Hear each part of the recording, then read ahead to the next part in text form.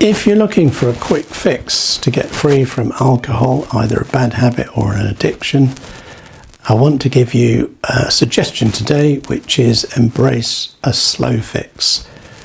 Let's talk about it. You may have been there several times before. I certainly went through several steps and round this circle a few times, that I decided after a decade of drinking every evening, pretty much every evening, and with the amount increasing in sort of latter days, I decided I wanted to quit alcohol. So I was looking around, decided I want to quit. So I'm looking around for a quick fix. What's the quick fix? I looked at a couple of books, researched online and all that. I wanted the quickest fix possible. What I found with a quick fix is it doesn't work. It doesn't work. You know, if you think about the habit you're trying to get free from, or the addiction you're trying to get free from, I don't think that happened overnight. It'd be very unlikely. For me, certainly it was a gradual thing. After 3 family members died, just very, very gradually, in the darkest moments, I started to have a drink, just a beer. Didn't seem anything wrong with that. And that seemed to bring a bit of calm. But what that did was train my mind to think, you know, when life gets stressful or you feel overwhelmed, have a little drink, you'll get calm. And that's what led to the bad habit or the addiction. And that problem took several years to develop and take a hold. So what I'm saying is, if it took a while for the habit or the addiction to take hold, why would you think you could suddenly flip that and get a quick fix? No, it's not going to take as long as it took you to become addicted or get stuck in the habit. It's not going to take you as long to get free from that. But it's not an overnight thing. In one sense, like the day you make a decision and then you don't drink again, that's kind of overnight, but that's just one little cog in the whole machinery of getting free and getting into sobriety. I was stuck in this sort of daily alcohol business for every evening for over a decade, and then when I came to get free, I really found I was more stuck in it than I thought I was. You know, I tried things like just determined willpower. That didn't work, because stressful situation comes, your brain's trained to have a drink when you get stressed, you just go back to it. You know, I'd quit for a week, quit for 3 months at one time, quit for 5 months, quit for 9 months, and kept going back. But now, you know, it's more than 7 years and I've got no desire, even when at times get stressful. And believe me, I've had a lot of stressful times, including this year, while I've been free from alcohol. It's never once crossed my mind that alcohol would help, because I've been set completely free from it. These days I never even think about alcohol, unless, like today, I'm making a video about it, or when I was writing a book about it. You know, I don't think about it. I'm not dreaming about, I wonder, should I have a drink? It doesn't even cross my mind, because I know the answer in advance is no, I don't want to drink, because that only brought bad stuff into my life. And life is actually, despite the challenges, it's good, and far better than it ever was with alcohol. So I've been free for more than 7 years, and that's why I'm here to share with you how I got free so that you can be free. But in today's video, I really want to talk about embracing the slow fix. Now, I found it very difficult to go too slow, because I really did want this. Last time I quit, I wanted it to happen overnight.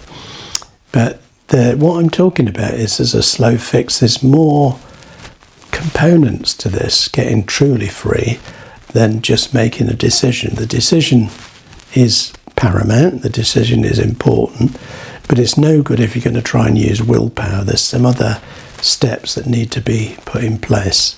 You know, you don't expect to join a gym and then, 24 hours later you've got rippling muscles and you're super fit.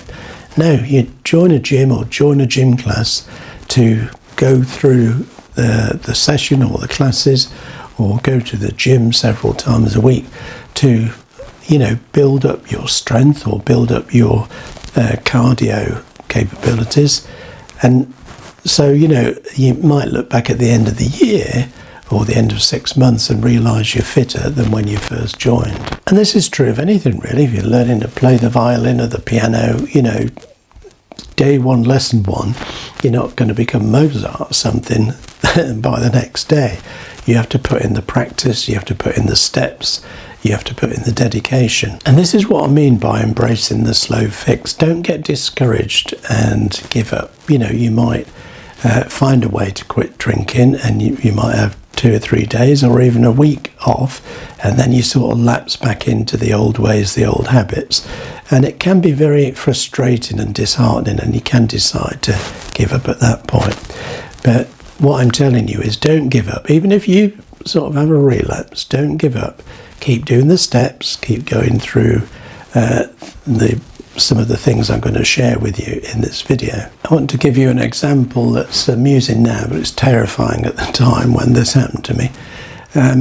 I used to lead a group of people, about 10 people, on a series of rivers in the UK called the Norfolk Broads, and we were all on a boat. We lived on the boat, 10 people, so the boat was 60 foot long, and we stopped at various places along the river, and one day we had to go almost out to where the river goes out to sea. We had to sort of go by there, not out to sea, but near there, and then turn back inland.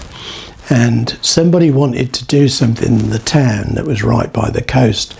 Well, as we set off down the river, we realised the tide was going out, so the river was flowing quite fast in the same direction that we were going. And when we came to the town where we wanted to stop the boat, I had this idea that if we put the front of the boat in and let the current bring the back round, we could park neatly on the quayside.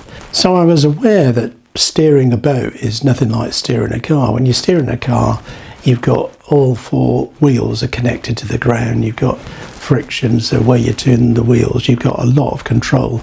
In a boat, that's not the same.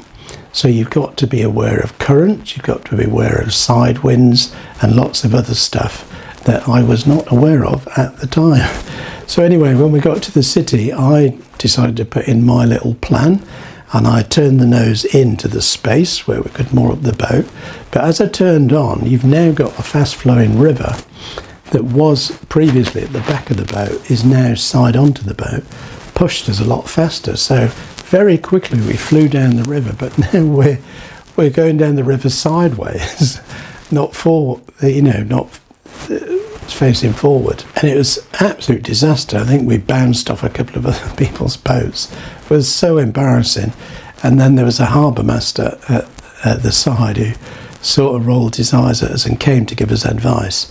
And he said, turn it into the current, turn the boat into the current so you've got some resistance, and slowly bring it into the gap you were trying to get into.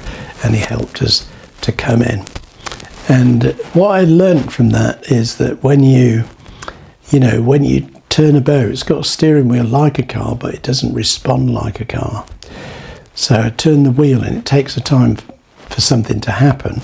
And if the wrong thing happens, it takes even longer to correct it. And I want you to imagine, I've never driven an oil tanker out at sea, but this 60-foot boat was big enough for me.